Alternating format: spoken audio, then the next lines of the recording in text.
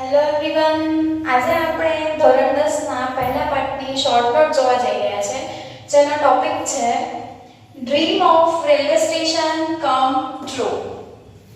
There were large number of people and students in Tajnagar who had go to Goregaon, Delhi and Rehbar.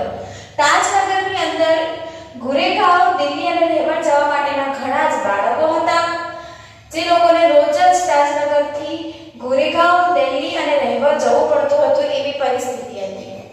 Tajnagar had railway tracks but not railway station.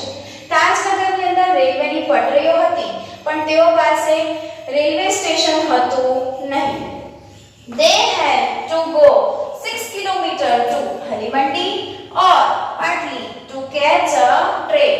તેઓને train પકડવા માટે કાં તો હરિમંડી ઓર પાટલી જવું પડતું હતું, જે 6 કિલોમીટરના અંતરે હતું.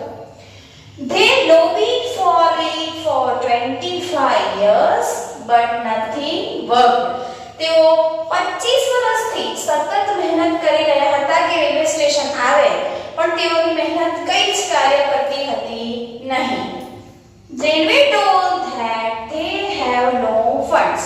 રેલવે વાળા પણ એમ જ કહેતા હતા કે તેઓ પાસે રેલવે સ્ટેશન બાંધવાના ફંડ્સ છે નહીં.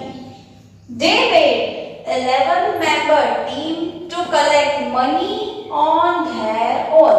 ત્યારબાદ તેઓ 11 જણની ટીમ બનાવે છે, જેમાં તેઓ પોતાની જાતે જ પૈસા ભેગા કરવાનું નક્કી કરે છે કે ભાઈ આ 11 મેમ્બરની જે ટીમ છે 11 લોકોની, એ પોતાની રીતે પૈસા ભેગા કરશે તે લોકો. Everyone from village give rupees 35,000 to 75,000 for a railway station. આ રેલવે સ્ટેશન જે પોતાની જાતે તેઓ બાંધવાના હતા, એના માટે અમુક લોકો 35,000 રૂપિયા આપે છે, તો અમુક લોકો 75,000, મતલબ કે 35,000 થી શરૂ કરીને 75,000 સુધીના ફંડ્સ તેઓ પાસે આવે છે. Finally they collect 21 lakh to build a station on their own. અંતમાં તેઓ પાસે ટોટલ 21 લાખ રૂપિયા ભેગા થાય છે પોતાની જાતે રેલવે સ્ટેશન બનાવવા માટેના. They start to build station in January 2008.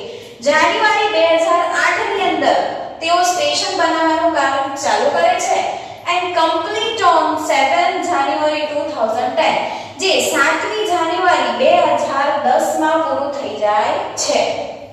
Finally they made the first railway station in which railway did not spend a single money. અને અંતમાં બધી જ મહેનતના કારણે એવું રેલવે સ્ટેશન બને છે જેમાં રેલવે કોઈ જ ફંડ આપ્યો હતો નથી.